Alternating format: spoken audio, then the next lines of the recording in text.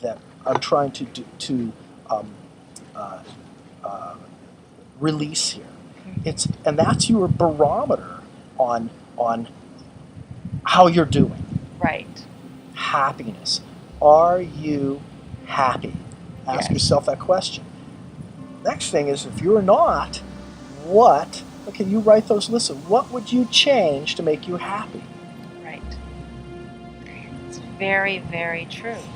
Now, what would you say to somebody who, let's say, came from an inner city childhood, and so they're sitting here listening to this and saying, well, that's great. You're sitting here in Marina del Rey, people are cleaning boats, walking by, waiters, whatever. Life is just going on over here pretty nice. Easy for you to say. But what about someone who's sitting there going, I can't pay the rent. I'm stressed out. I have so many kids and so many bills, and the world is in crisis. How can I follow this when I'm barely surviving just the basic, need to get electricity in the house or whatever? The first thing is you have to change who you are. You have to now take responsibility for who you are. It's either now or later. Does that also mean for where you're at? Exactly. For where you're at right now, you can change it by simply absorbing information. You have to re-educate yourself. You have to now look at what you've been doing to this point got you into this frustrated area. So obviously you need to change that. How you're going to change that is by absorbing more information, knowledge, and that's the key to taking responsibility for yourself. I'm only laughing because it's just unfortunate that we're now at a time where people don't want to read anymore. The idea of getting knowledge, it has to be quick, fast, and on the internet or something like that. And nothing's wrong with it. But unfortunately, being able to go and sit on and read a book is, when do people do that anymore? Well, knowledge you can acquire knowledge through so many ways. It's true. It's not just through reading. And actually, I acquired a lot of my knowledge through actual doing. There's a lot to be said about that. Right, so now you're just going, and first of all, accepting the fact that if there is another human doing it, you can do it. True. The minute you say, well, I can't do that because I didn't have, and you fill in the blanks. Let's look at Obama. He's president. Okay. He didn't say that. Right. The whole fact is by taking responsibility for yourself, is saying, if there is another human doing it, you can do it. You're just as human as they are. But what's the difference between you and them?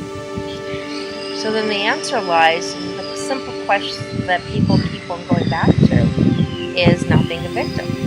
But people that I've met, and they say, but you just don't get it. It's easy for you to say, but then you don't live the life I do. You don't have the bills. How do I possibly change my way of thinking and be when I can't even take a moment to take a breath and move forward? The simple thing is release your fear and throw all that aside. Dump it. Release your fear. I love it. But will they do it? That's totally, if you release your fear, it's predicated on whether you're ready to take the next step. Sure. If you just take that next jump, you can only go, what's the worst thing that can happen to you? Are they going to kill you? Well, I think the people's biggest fear today on an average is that they take a risk. They may not have a job. They can't stand their boss. They're rude. They're whatever. I'm getting so many comments that people are making with the stress management today is, how do I deal with my boss? I'd quit any other time in the world, but they know I have to take this job because I have kids. I have, limited amount of jobs out there right now. So then what would you suggest? It's still the same thing. Still fear. It's still fear. It's what you're saying is you're afraid not to do. And what you do now is when you take fear as your road for your solutions, you cut off the universe. Right. It's true. The universe is constantly trying to send you messages, which you shut down long ago when you decide what road to take. You decided whether to take the Earth experience, which is pretty much a physical world, tangible world, or instead of the universal world, which is guided to you by more of a spiritual world and spiritual aids and people of all types of powers that will assist you in this. Which you could call them angels, but when you decide to take that universal road, there's a whole nother it's a whole nother wormhole that you're going to go through, but you have to decide to take the journey. Right. Exactly. Now, that's wonderful, and I'm trying to see if there's any more time for us to talk more about this, and looks like we're getting close to the end of the show that we can do. And I just want to really thank you, because there's so many people out there today who are living in fear, and they don't see an end, and they don't see a way out. And I think what you're sharing with people is an opportunity to really just change their mind and change their way of life. It's true.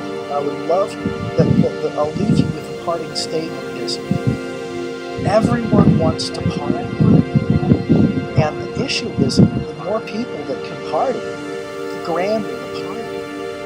Oh, that's good. You can't party by yourself. Right. So, I mean, we're sitting here basically right here in the marina right now. There's no one around because they got themselves stuck in those environments of which they're grinding away, which they don't have to.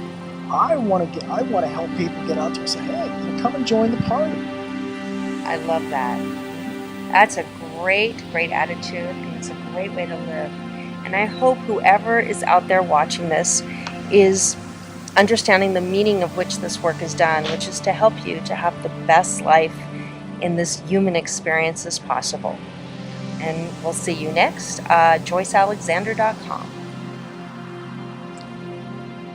Bye for now, and thanks again for being here.